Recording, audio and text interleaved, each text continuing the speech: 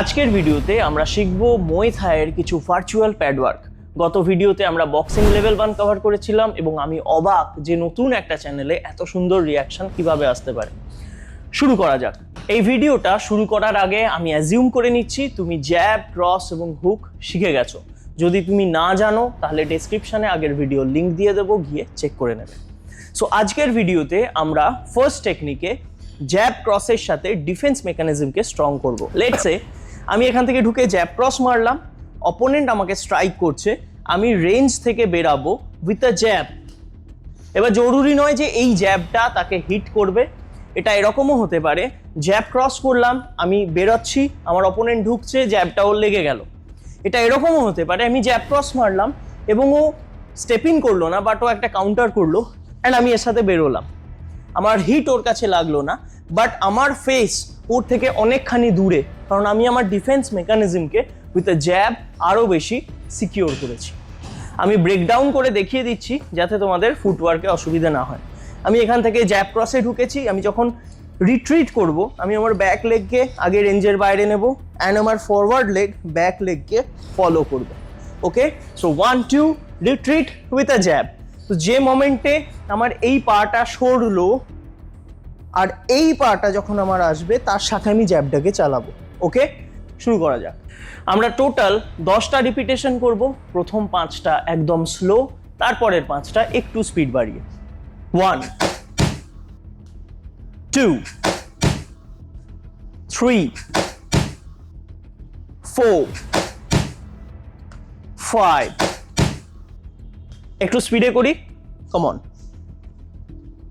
1 2 3 4 5। Next টেকনিকে আমরা কি করব, আমরা জ্যাব ক্রস জ্যাব বেরোচ্ছিলাম, রাইট? আমরা এটাকে আরো সিকিউর করব একটা টিপ কিক দিয়ে। তো মুay থাইয়ে টিপ কিক খুব একটা ইউজফুল কিক, যেখানে আমরা ডিফেন্সের জন্য আমাদের হিপকে ইউজ করে আমরা একটা করে কিক মারি। ক্লিয়ার? এবার এই কিকটা ফ্রন্ট লেগ থেকেও হতে পারে, ব্যাক লেগ থেকেও হতে পারে। আমরা এখানে ইউজ করব ব্যাক লেগ থেকে ফ্রন্ট কিক।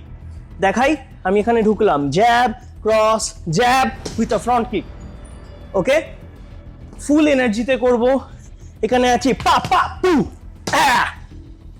আমরা যখনই কিক মারবো আমাদেরকে মাথায় রাখতে হবে কিকের পর মুভ করব। এগেন রেঞ্জে ঢুকবো, বেরোবো, কিকের পর মুভ করব। সিম্পলি এটাতে দুটো পাঞ্চ মারবে, ডজ করবে, বেরিয়ে রাইট হিয়ার কিক মারবে।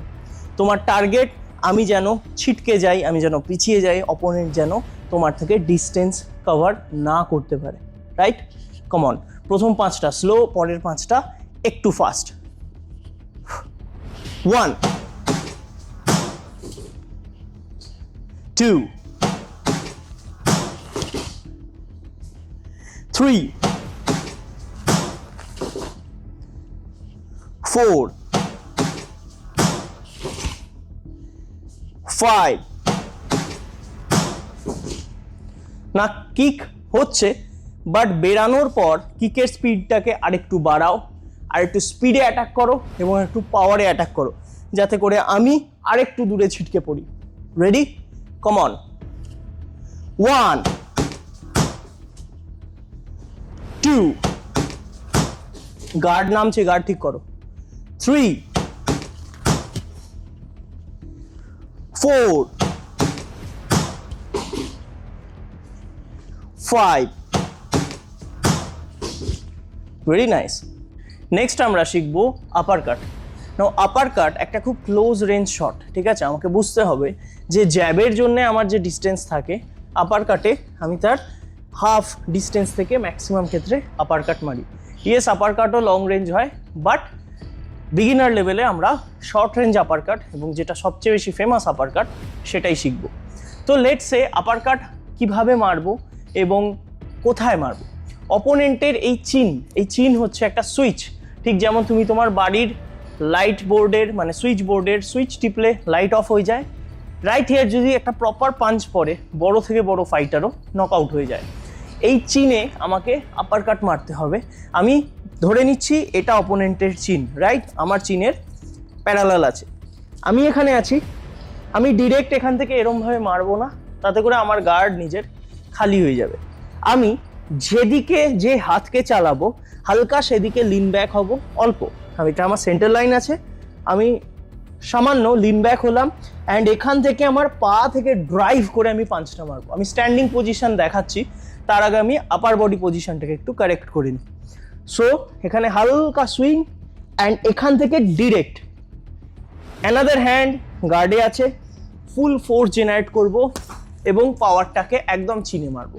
নাও এবার বলি যে কিভাবে আমি পা থেকে আপার কাটের পাওয়ার জেনারেট করব।